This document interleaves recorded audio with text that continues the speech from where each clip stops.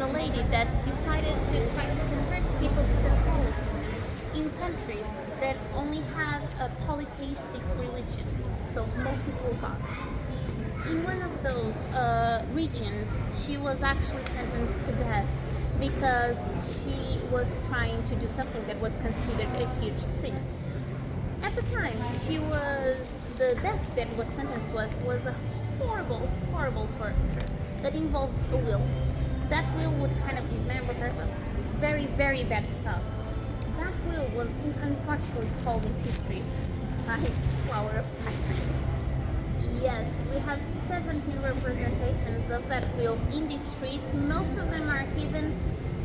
I'm a natural from Porto. I'm from Porto. I have never seen all 17. But two of them I can just show you. So if you look in this church, the type of iron that you have in the windows, it's called the wheel. So you might have that symbol around the city, around the street. Just sometimes the stones in the floor, sometimes in the stones in different places. Yes, in the windows, but usually it's stopped being a round wheel and became kind of oval-shaped form. That is actually the origin of the name, and there is also a street, the main shopping street of Porto, that is called St. Catherine's. So other than that, happier things. So this church was originally owned by the, I said church, right? Sorry. This street was originally owned by the church. So the church had all of the plots of the street and didn't sell to anyone. So chances are people from Porto didn't come to this street a lot. What happened? A lot of interest in investing in the city around the 19th century. So a lot of people wanted to invest because the trading was very good here. We were the tail end of Europe. We were trading with boats that came not only from the Mediterranean Sea but from all over the world. So there was a strategic importance. So those main investors wanted plots, and the church had them. So the problem was these would kind of destroy the equilibrium that the church had gathered with the people from Porto. The people were quite controlled and they didn't want to mess that up. So they decided to sell all of the plots of streets that people didn't come to. And all of these buildings were created by rich investors of other countries. So for a long time they did the sell, so they really liked having the money, and they were quite ghettoized, so it was kind of fine. Then we are talking beginning of late 19th century, beginning of the 20th. All of these buildings had bottom floors turned into stores.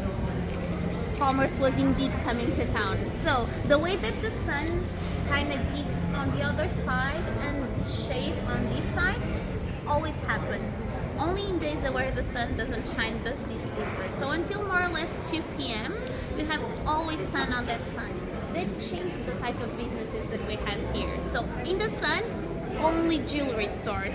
Every rock would shine like a diamond, and people would create rumors to sell more. They would say the shinier the ring, the better the marriage, and then you would see like frightened young boys coming and getting rings.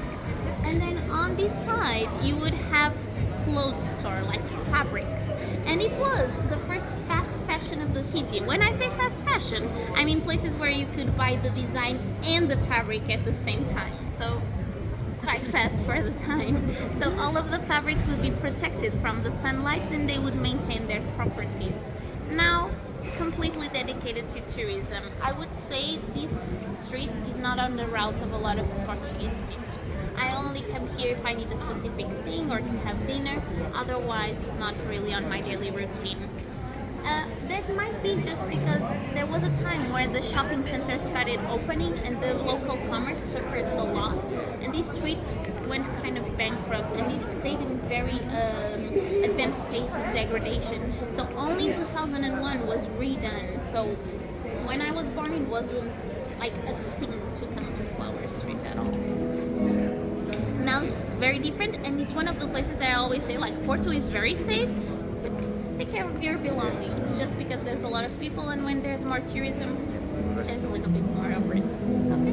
We are continuing to the front and directly into the train station, and after that, if you are ready, coffee break. Let's get to it.